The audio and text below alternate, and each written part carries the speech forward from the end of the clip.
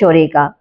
देखिए, मैं बिल्कुल स्पष्ट तौर पर कहती हूँ कि अब तो कोई भी भारत का ऐसा ना बच्चा, युवा और ना ही हमारी महिलाएं, माताएं, बहनें, बुजुर्ग साथी बचे हैं जो इस बात को जानते हैं कि वोट चोरी का जो नैरेटिव, गलत नैरेटिव कांग्रेस ने चला रखा है, वो झूठ के आधार पर है। क्योंकि कई बार ऐसी चीजें देखने को मिली और हमने हमेशा उनके विपरीत आवाज उठाई कि अगर आपको झूठ भी बोलना है तो तथ्य के आधार पर बोलिए ना।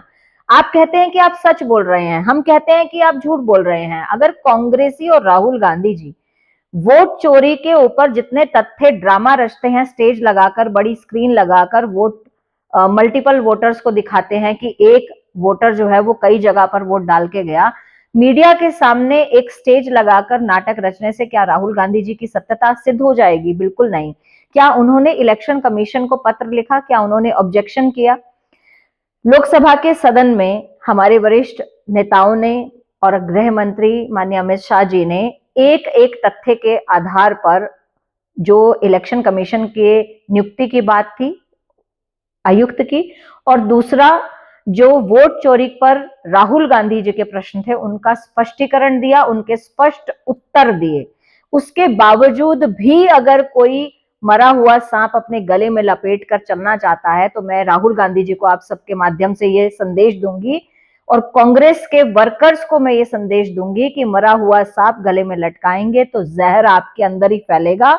और अब स्थिति जहर फैलने की है। आप देखिएगा स्वयं, जब कांग्रेस के वर्कर ही कांग्रेस के नेताओं से प्रश्न पूछने लगेंगे कि जिन मुद्दों पर आवाज उठानी चाहिए उन मुद्दों पर आवाज नहीं उठा रहे हैं, जिन मुद्दों पर सरकार का साथ देना चाहिए एक सकारात्मक विपक्ष बनकर, वो भी आप नहीं दे रहे हैं, लेकिन वोट चोरी जैसे मरे हुए सांप को आप गले में लटका रहे हैं। बिहार की जनता ने उनका जवाब दे दिया, हरियाणा प्रदेश की जनता ने उनका जवाब दिया, महाराष्ट्र की जनता ने उनका जवाब दिया।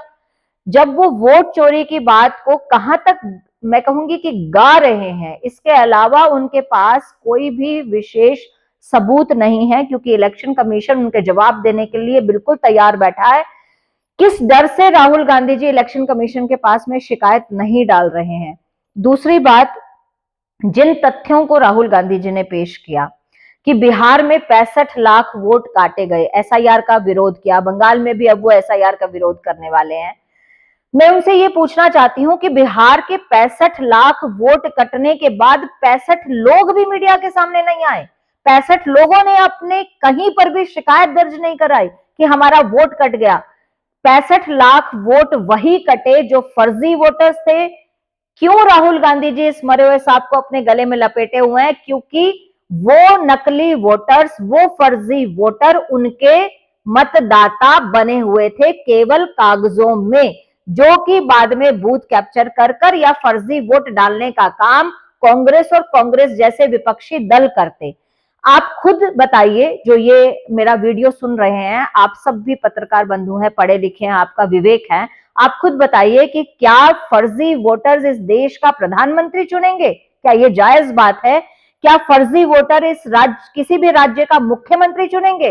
वो 65 लाख वोट अगर बिहार में फर्जी डल गए होते तो आज बिहार की जो विकास की यात्रा है वो रुक गई होती और बिहार के अंदर चुना हुआ, जनता का चुना हुआ प्रतिनिधि होता या फर्जी वोटर या घुसपैठियों का प्रतिनिधित्व होता। आपको स्वयं सोचना है। इसी तरह से पश्चिम बंगाल में हमने एक प्रश्न किया कांग्रेस से और टीएमसी से, लेकिन उसका जवाब किसी के पास नहीं था। हमसे पूछा जाता है कि सरकार क्या कर रही है जब घुसपैठिए देश के अंदर घुसपैठ कर रहे हैं। हम पूछना चाहते हैं टीएमसी से, मैं पूछना चाहती हूं राहुल गांधी, सोनिया गांधी, प्रियंका गांधी से और भूपेंद्र सिंह हुड्डा जी से कि जब घुसपैठी इनके समर्थित राज्यों में, इनके समर्थित सरकारों की राज्यों में पहुंचते हैं तो उन घुसपैठियों का आधार कार्ड कौन बनवाता है? वो किस गांव में जाकर बसेंगे, किस बस्ती में बसेंगे, किस वार्ड में जाकर बसेंगे, उस वार्ड में उनकी व्यवस्था ठहरने की, उस भूमि पर जो अभिगरण वो करते हैं, जहां पर वो अपनी झोपड़ी या घर बनाते हैं, उसकी देखरेख क्यों नहीं करते? वहां पर प्रश्न चिन्ह क्यों नहीं लगता? वहां पर इनका स्वागत, अभिनंदन क्यों किया जाता है?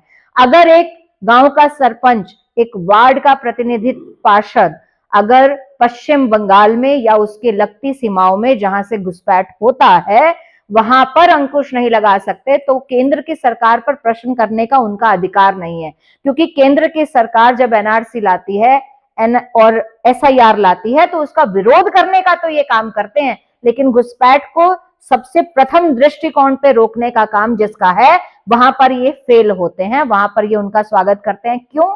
क्योंकि ऐसे ही 65 लाख नहीं, कई 65 लाख हर प्रदेश में इनके वोट जो है वो फर्जी हैं, इसलिए हम एसआईआर का समर्थन करते हैं। और एक चीज माननीय अमित शाह जी ने बिल्कुल स्पष्ट की सबके सामने लोकसभा के सदन के पटल पर, वो ये कि एसआईआर कोई पहली बार हमने नहीं किया है, ये कोई ऐसी बात नहीं है, अनोखी बात है जो हम कर रहे हैं। वोटर लिस्ट का वेरिफिकेशन बहुत बार हमारे सामने हुआ है, कांग्रेस के सरकारों के समय में भी वोटर लिस्ट की वेरिफिकेशन कई बार हो चुकी है।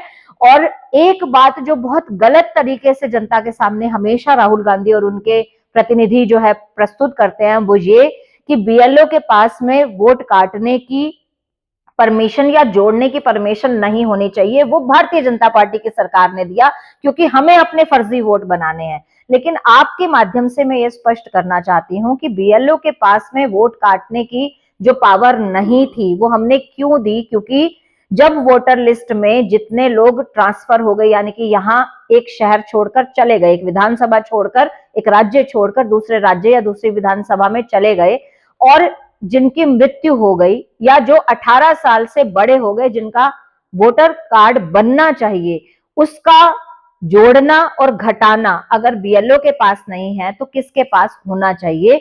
वो अगर नहीं होगा तो वोटर लिस्ट वेरीफाई कैसे होगी?